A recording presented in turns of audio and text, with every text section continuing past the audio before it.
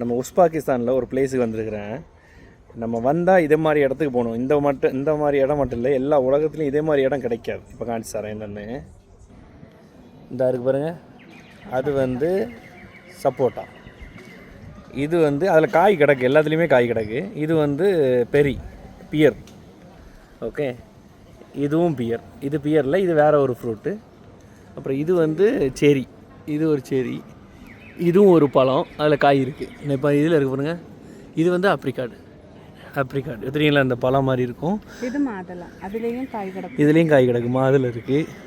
அப்புறம் இது வந்து அது ஒரு ஃப்ரூட்டு தான், ஒரு பெரி இதை சேர்ந்தது. அப்புறம் கிரேப்ஸ் இருக்குது. இங்கே இருக்கிறதுல எல்லா வெரைட்டியான ஃப்ரூட்ஸுமே மரம் இருக்குது. இந்த ரவுண்டுக்குள்ளே எல்லாமே ஃப்ரூட்ஸ் வச்சுருக்குறாங்க.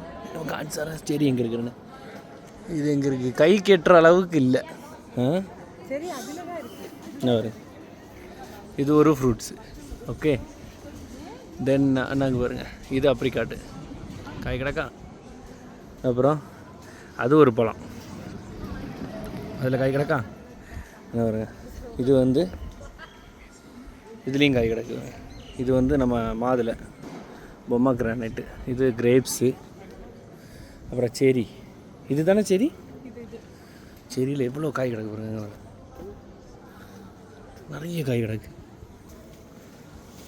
எல்லாம் கை கட்டுற அளவுக்குலாம் பறிச்சிட்டாங்க.